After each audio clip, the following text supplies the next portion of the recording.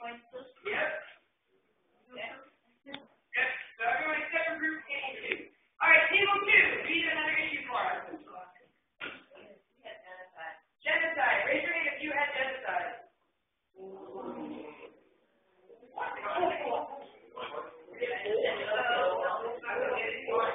All right, table 3.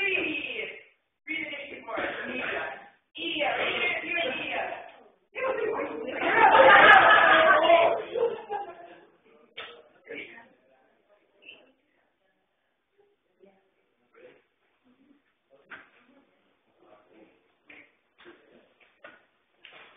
All right, what's another one for us? Food politics.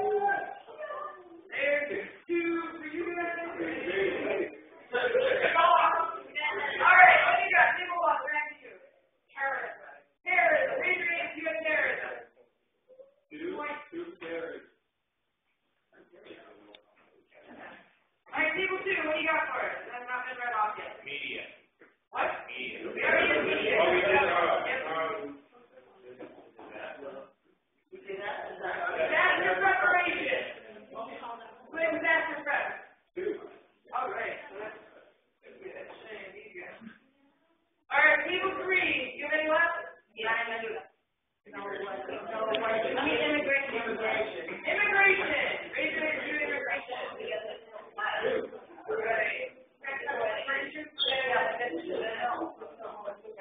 All right, table 4.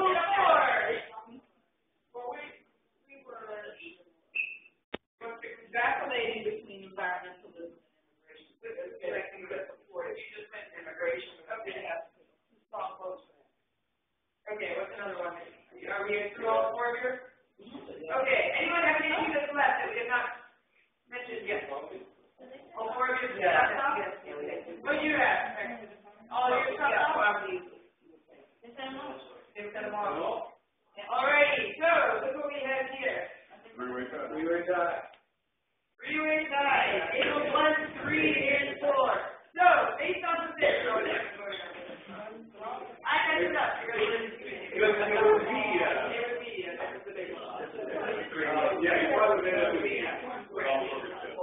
So, you see, I should also have been keeping tabs here to the number of tables that supported each one, number of groups. So, media, we saw the most hands go up, right? That was all 4 groups. So, right there, you had your top issue. And what was the second one? It was pretty high. Poverty was 3, right? So, that probably be your runner-up in groups of issues. Didn't table 2 pick 1?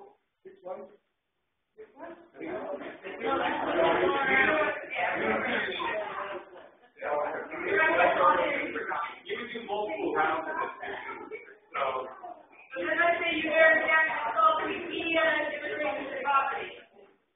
And so this is the way you had to narrow the issues down based off of not so much what they personally want to do, because the last thing what can be challenging when you have young people picking the issue themselves is if their issue doesn't get selected, they feel that they're not engaged anymore. And so this is a way for it's less about you owning the issue, and it's more about, okay, what do I think people want to learn about?